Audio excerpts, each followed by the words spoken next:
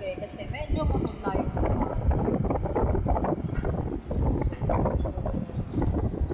kaya kagandahan dito is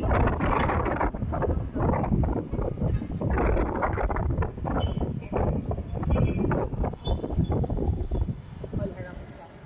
Pwede mo siya gawin offline.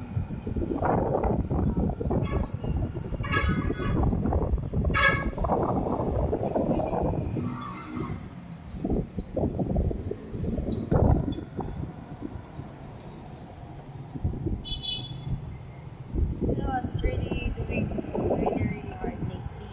Sobrang hard ng aking buhay. So, yun, dine-document ko siya para maalala ko, I was doing hard that time, but look at me now. Charot. So, yun.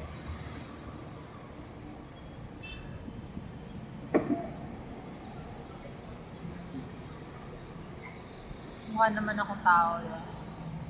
Mukha na akong tao dito. Mukha na akong presentable. Meron pala akong manipis na mustache.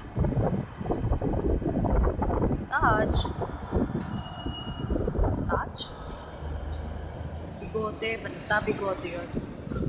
Medyo manipis.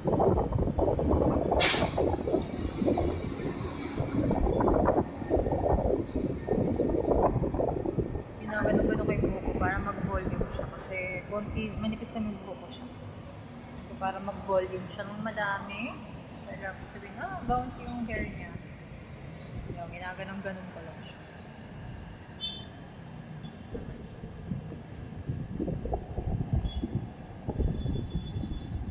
Hindi ko alam. Siguro, I want to talk about life ngayon. I learned a lot of lessons for the past years. Pero 2024, the one that's really knocked me off. Sobrang dami ko natutunan ng 2024 traffic. And one of those is, don't ever get an advice from cool people, even though na matanda sila. Kasi, hindi lahat na matanda is someone na pwede natin ma-rely ng advice. Kasi, di ba, tandaan nyo, even fools gets old alongside with the wise ones. So, yun. Don't you ever get an advice for a person na hindi mo naman gustong maging ikaw. Kasi kuha ka ng advice lang din. Doon na sa taong gusto mong maging ikaw. Gusto mong maging teacher o kaya gusto mong maging doctor. You have to get an advice from that person. Kasi nga, nagawa niya na eh. Diba? So, nandun na siya eh. So, ganun. And, huwag masyadong kumuha ng advice sa Facebook. Like, we're just scrolling and then we read quotes or something. Then, we agad-agad apply na natin agad sa buhay natin. So, mali siya. Hindi siya dapat ganun. Kasi, yung buhay natin is, it varies. Iba-iba. Yung nangyayari. Hindi, kung ano yung nangyayari sa buhay niya is applicable din yun sa'yo. Walang ibang nakakaalam ng sitwasyon mo other than yourself. So, you have to assess the situation na meron ka. And, you have to pick the best advice that you can give or you can apply to yourself. Huwag ka basta-basta maniniwala sa mga iba't ibang tao kasi iba-iba tayo ng buhay, di ba? Kasi ikaw lang din ang tao, ikaw lang din yung malulungkot. And so ngayon kasi it's my lunch break. So I have time doing this one. So yun I also documented also and I want to share my insights and life lessons alongside with other people. So yun, gusto ko as I get old na, makita ko yung sarili ko na, ang galing, nagaganyan pala ako dati. So, yun, nag-video pala ako dati kasi na-upload ko siya sa YouTube. So, sorry po sa nakakasawa kong mukha, nakaka-upload ko sa YouTube. I just wanted to document. So, yun. I also have different insecurities like you.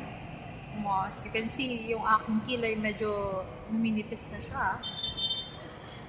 Nalalaglag na siya kakaaral. Kasi pag the more na nag-aaral ako, nalalaglag siya. Naalala ko ano, nag-board exam ako, nahuhulog mo yung pilik mata ko. At ay yung kilay ko. Totoo talaga, manipis na siya. Hindi katulad dati na sobrang kapal niya talaga. As in.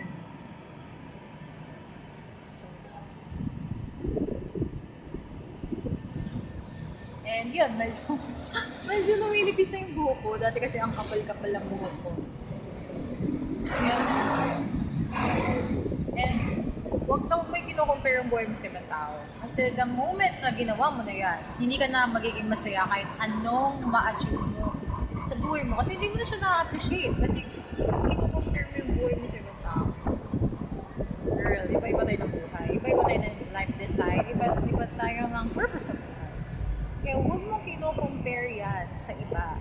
Diba? Kasi yung path or yung destiny niya is hindi katulad ng meron ka.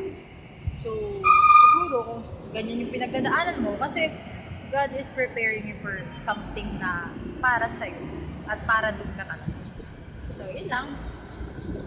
Dami ko na sinabi, nag-ano lang ako. So, yun nga pala, yung tip na yun,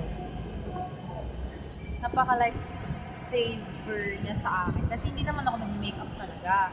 Kasi tamad ako. Eto, ginagawa ko pa dito.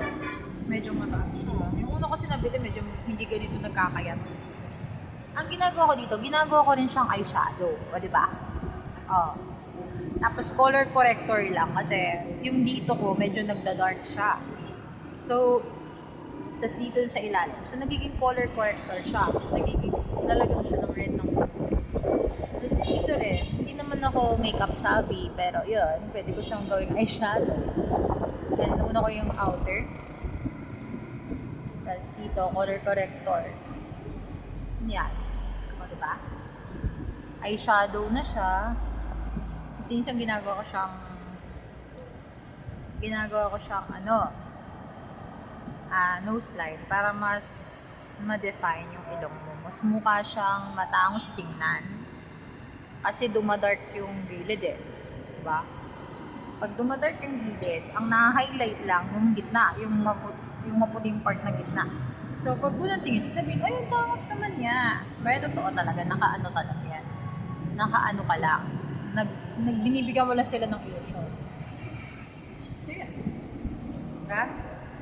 Yan, napaka-saver yun sa akin. Dati 50 to, tapos nakuha ko siya ng 28 nung Christmas sale. So, tatagal na siya sa akin ng mga ilang buwan. Kung mga 5 months. So, ganun. Hindi mo kailangang gumas ng mahal para maging presentable.